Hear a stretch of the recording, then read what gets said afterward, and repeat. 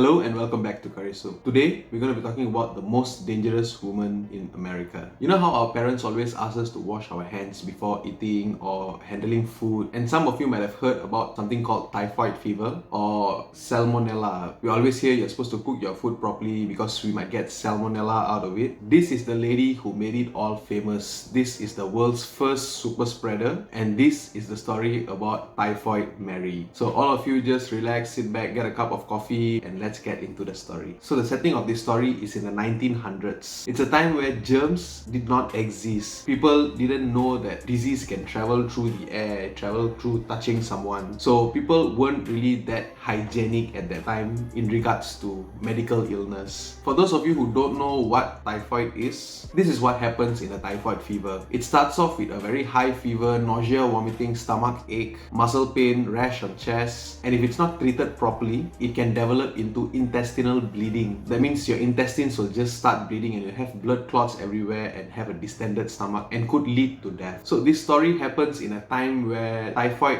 was a pandemic. It was running rampant. It was just popping up everywhere. In the 1880s, an Irish lady travels all the way to America to find work because America is a land of immigrants basically. So this lady came all the way from Ireland to US to work, and she lived with her aunt and uncle. For money, she used to go to all these rich people's house and cook for them, basically a cook. She wasn't really from a very rich family or anything. She was just normal, a worker. So things were going fine, and then all of a sudden this typhoid pandemic started to break out. Everyone was getting typhoid, but typhoid has always been associated with poor hygiene. So in that time period, by extension, it meant it's a disease for poor people. But all of a sudden in 1906, these rich families started getting typhoid fever. So one of these super rich guy got pissed off, like, how can we get the disease of the poor people? So he hired someone called a sanitary engineer. I don't know what they do, but they are the sanitary engineer, to investigate how come his family actually got typhoid fever. And so he goes on, he does his investigation, starts interviewing people, go meeting people here and there. Being a sanitary engineer, he had some basic medical knowledge. So he knew that typhoid fever starts only 3 weeks after they actually got infected. So there's a 3-week incubation period. So he tracked back 3 weeks from the day he got sick to see who was the cook, what actually happened there, where they got the food from. And suddenly he found this Typhoid Mary. Her actual name is Mary Mallon, if I'm pronouncing it right. Soon after eliminating all the other cooks, she became the prime suspect. With more investigation, he actually found out that wherever she worked, everyone actually got typhoid fever. So he went one day to approach her and actually consult her to ask what's actually going on. Is she sick or what? She completely denied that she was the cause of typhoid fever and resisted any sort of testing. So the sanitary engineer had to go back. But then he went back and he found out that every time there's an outbreak, this Mary Mallon will slowly slip away, slowly run away, change her name and work with another employer. So this suggests that she might have known that she is the cause of the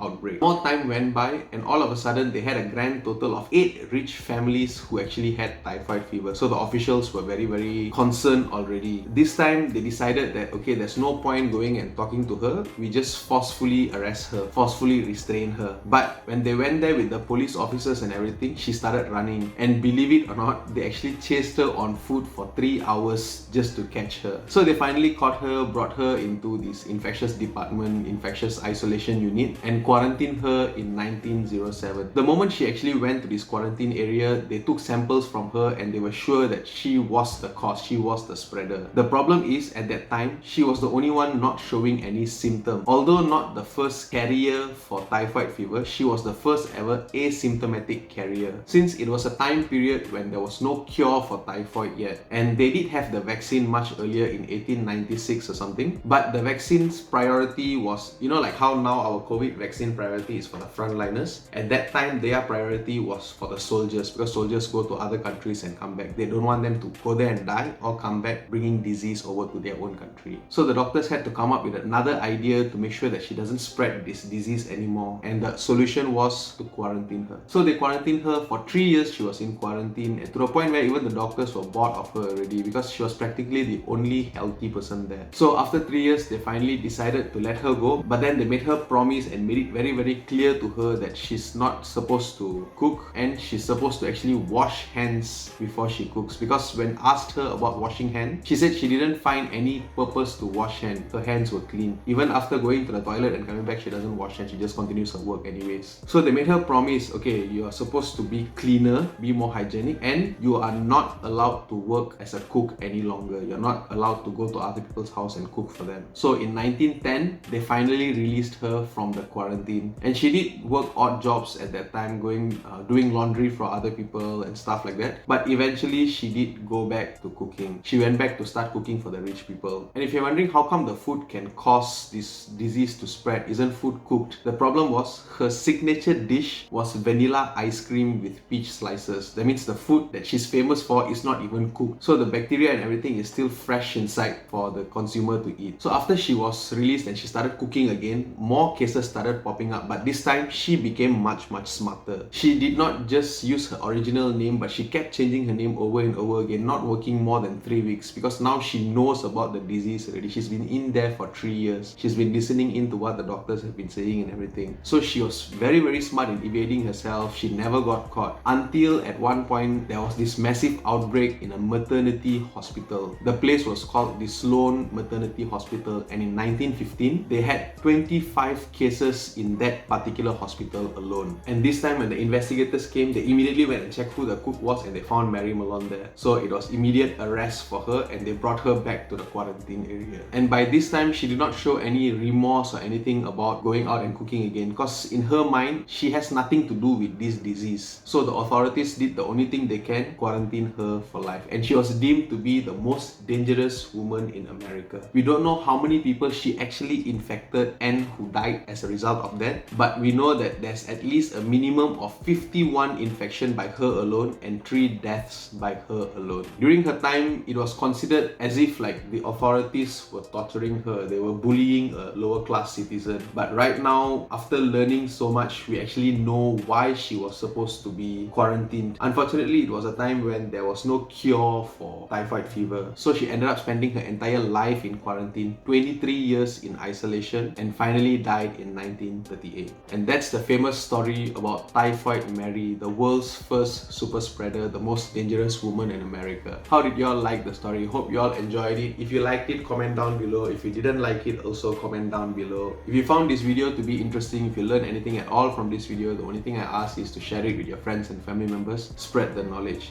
If you haven't subscribed to our channel yet, go ahead and smash that subscribe button right there, and make sure to click the bell icon, because YouTube's algorithm is changing all the time and we want to make sure our videos come and reach you. And until the next informative video, and anything you do, do your best and be the best version of yourself.